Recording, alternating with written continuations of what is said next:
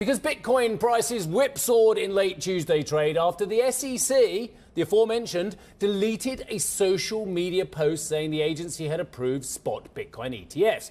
The SEC says its account on X was compromised.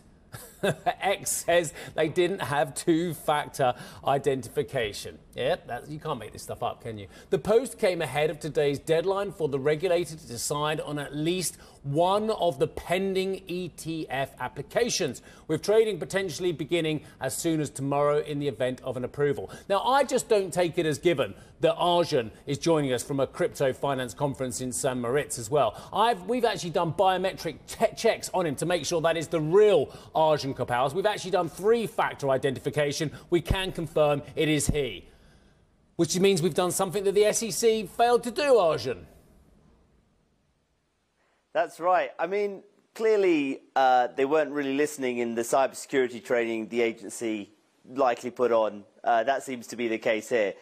Twitter also saying that part of the compromised account was due to the fact that someone obtained the phone number associated with that X account as well. So there's compromises his account on many planes here, and I think there'll be a lot of questions how the SEC had allowed this to happen, how that phone number was compromised as well. And clearly, one of the things that resulted from that sort of false tweet was the fact that Bitcoin spiked immediately after that. And I think it shows you just how important this ETF story has been and will continue to be to the Bitcoin narrative this year as well. It very much has underpinned the 150% rally we saw last year. It continues to underpin the rally we've seen at the start of this year as well. And the big idea here really is an approval of the ETF by the SEC, which has been very opposed to the idea of a Bitcoin ETF for a long time,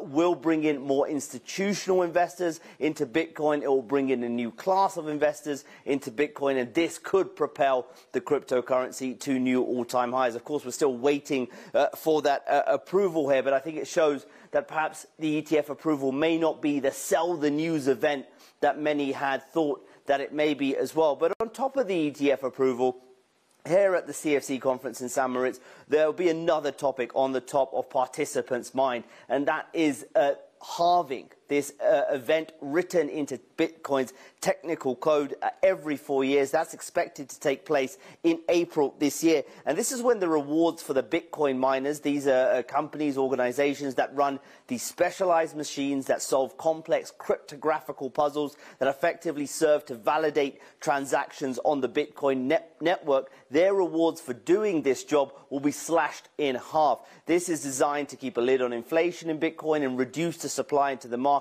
And when we've seen this in the past in Bitcoin cycles, this has usually preceded a bull run as well. So this is really what's getting investors excited at the moment around the Bitcoin and broader crypto story. The question is this cycle any different? We haven't seen Bitcoin in an environment with interest rates this high. We haven't seen Bitcoin in such an environment at this point in time. So will this time be different? At the moment, the market's signaling that there's still a lot of bullishness around these two stories, the ETF and the halving as well, guys. Hi, I'm Joanna Bersecci, and thank you for watching. You can check out more of our videos by clicking on the boxes on the screen.